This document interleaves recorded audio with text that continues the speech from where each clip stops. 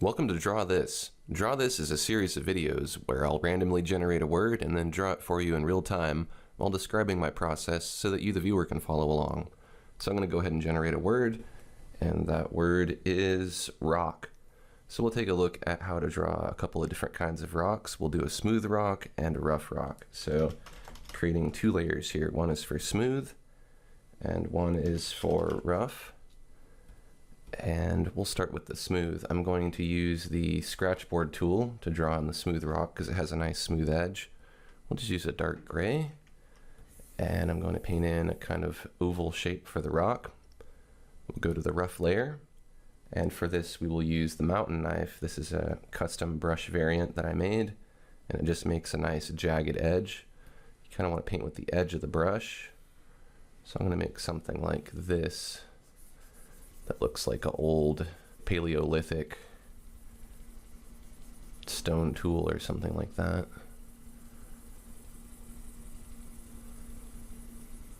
And you have to press down kind of hard to fill it in thick. Once we have something like that, we're looking pretty good. You want the edge to be pretty smooth, like that. So let's go ahead and start with the smooth rock because that's pretty easy to do.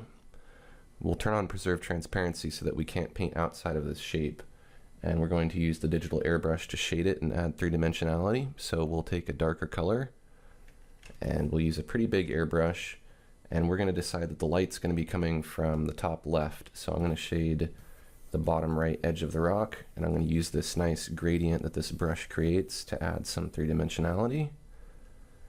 I'm going to choose a lighter gray and put that in. This is making it look nice and spherical now. Choose an even lighter color, add a nice light spot there. You can even go along the edge if you want and add some rim highlight. This might be easier to see if we change the background color. So let's change the background color to kind of a medium gray. We'll choose the paint bucket. We'll go to the canvas layer and we'll fill it, and now we can see some more definition in our stone. We'll go back to the smooth rock layer and back to the digital airbrush, and we'll continue shading. Let's choose black, and let's go kind of along the bottom edge with some black. Do a little bit of a black rim highlight around the top sides. I'm painting with the edge of my brush rather than with the center of the cursor. See how now it looks nice and spherical. It's a little too shiny, so we'll want to dull it down by adding some texture. But let's blend it first using diffuse blur. Pretty big brush, try to avoid the edges of your rock. Just blend kind of in the center here to blend this dark into the gray and blend the light into the gray as well. Then use light pressure to blend over it and smooth it out. So now we have a nice looking rock form. Now we can add some texture. So we could just keep painting on this layer, but it'll be a little bit better if we add a new layer for this texture. That way, if we don't like the texture, we can try again, or we can try something else. So we're going to right click on the smooth layer and choose select layer content. That puts a selection around that layer. We'll create a new layer. We'll change the composite method to multiply. And let's name this smooth texture. I'll just put text for short. Turn off preserve transparency since we're painting on a new layer. And let's hide this selection edge by doing Control-Shift-H on the keyboard. And then we can add texture a number of ways. We can use the sponge, which is pretty straightforward. Just add a dark color and you can tap, or you can paint over it. That adds a nice texture. You can use different colors if you want. We're going to stick to black and white for now because we can add color later. So add some texture that way. Depending on how big you make your brush, that defines how big your texture is. If you use a smaller brush, you get a smaller, finer texture. So usually a bigger brush works better for this. You can turn down the layer opacity if you want to make the texture a little more subtle. And you could use lighter colors too. You would want to make those a screen composite method if you're going to be using lighter colors. Texture generally works a little bit better if you use a dark color for things like the sponge. You can also use the square chalk. You can pick different papers here. I like the polypay wool. That's a nice texture. And if you crank this middle setting up, you get a more contrasted grain. And if you turn it down, you get kind of less grain. So usually you want to keep this pretty high to make it look like cracks in the rock. and then the paper scale defines the scale of the shape that you're making. So if I paint, you'll see you get a big texture, or if I make this top setting smaller, I get a smaller grain. So you'll want to vary these settings, but you can get something like that that looks like a nice rock texture. Then you can keep adding layers if you want. Let's add a screen layer and let's see what that does if we use a light color using this same tool here. You can see I can add some light specks, can play with the opacity of that layer. You can get a nice multicolored looking rock. I can just keep adding layers as much as I want here until I'm happy with how this rock looks. This paper setting also affects your sponge, so you may have to play with these settings to get it to look right. And finally, we'll add a nice light spot. I know I'm not labeling these layers because we're not going to keep them for very long. We'll add a light spot with the digital airbrush and a light gray, concentrated where our light is. And that kind of goes on top of the texture and helps it look a little more natural. And again, you can add rim highlights along the side to make the rock look like it's reflecting the background a little bit.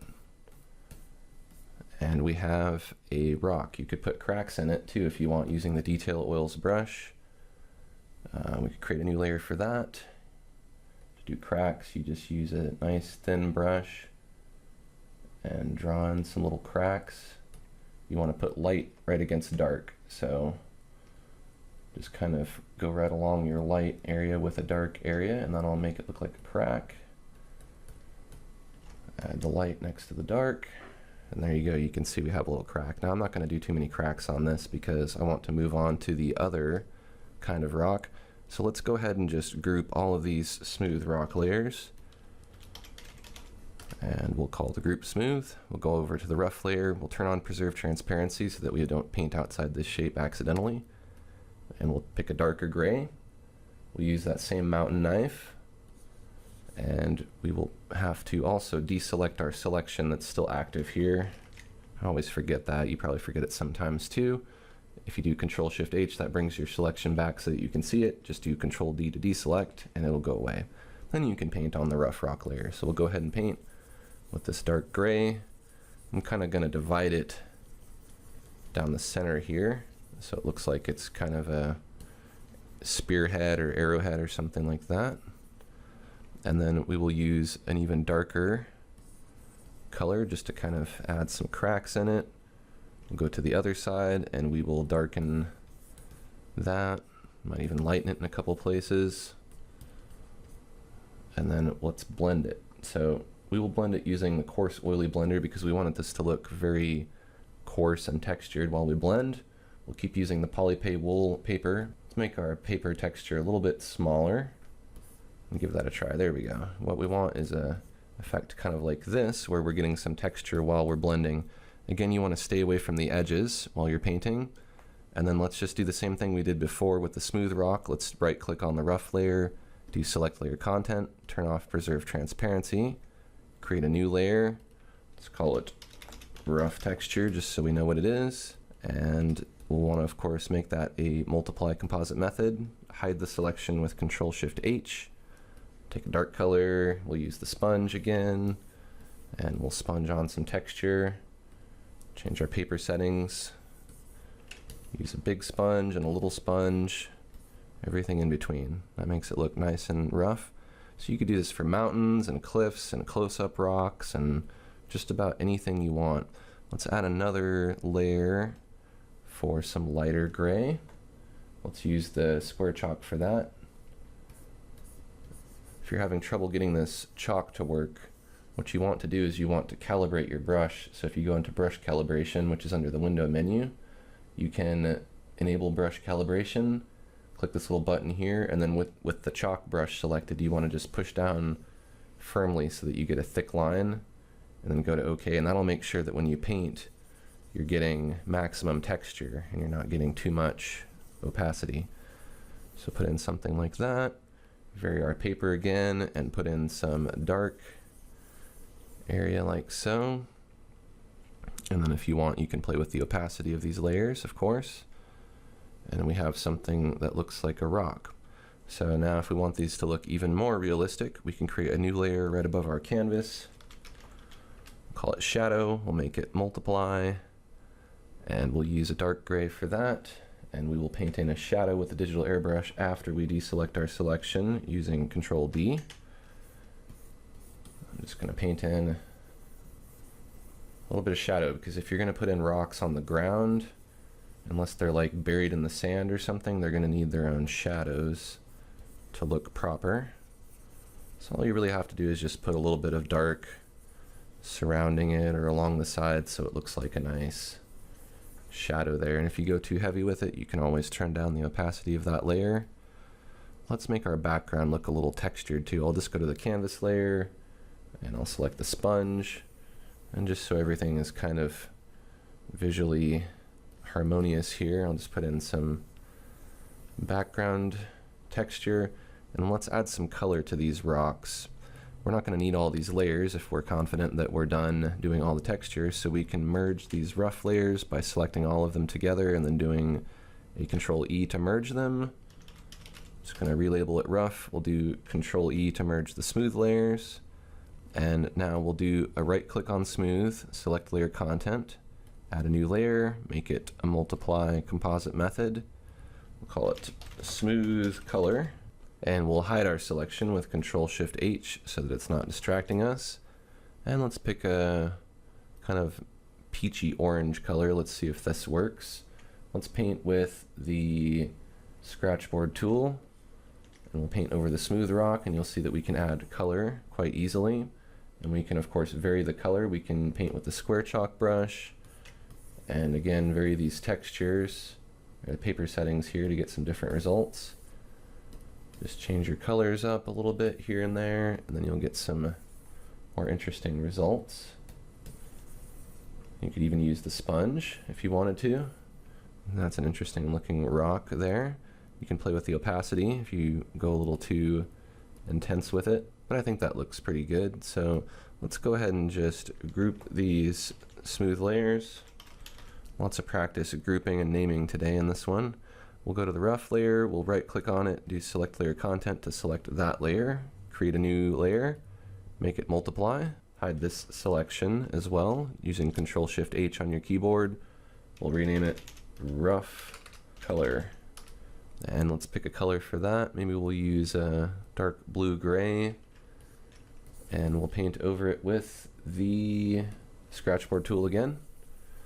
And this came out a little dark, so we'll want to just vary the color here and there. Generally when you're using multiply, you want to try to pick lighter colors so that you don't darken it too much. You can see if we use a lighter blue, that brings some of it back. Of course we'll want to vary the colors and the paper texture here and there like we did last time to get some more interesting results. We could even throw in some brown. Get a very interesting looking rock, and then of course turn down the opacity if you want to. You can even play with these settings here to see what kind of different results you get. Most of them probably aren't going to have that interesting of effects, but like overlay looks kind of cool. You could try some other ones here, soft light and difference, and you get all kinds of cool results. Like difference here, we could experiment with this. Let's leave this set to difference. We'll right click on the rough color and we'll go to duplicate. We will hide this top duplicate. We'll go back to the one underneath, and let's just change this back to default. Actually, it was on multiply, sorry. We'll put it on multiply. We'll go to the top one, and let's call this rough FX. We'll turn the visibility back on, and I like this kind of cool effect here. So what we'll do is, since we don't want this to cover our whole rock, we'll mask it off. So let's create a mask on that layer by clicking on the new layer mask icon. Make sure you're in the mask by tapping on it here. Select black, and then let's paint with the square chalk and see what happens. You'll see that you'll mask away some of this, and it starts to make it look like there's some gemstones embedded in here. You'll again have to play with your texture. If you mask off too much, that's okay, because you can use white to paint it back in, and that's the good thing about the masks. So you can see if I paint with white, I'm bringing some of this cool effect back. I'm going to turn down the opacity of that rough color layer a little bit more so that we can see more of this gem pattern. So there you go. That's how you can paint a variety of rocks. If you enjoyed this episode of Draw This, take a quick second to like this video and subscribe to my channel so that you can see my latest videos as they're released. And go ahead and share this video on YouTube and on Facebook so that other artists can find this information. Thanks for watching, and I'll see you next time.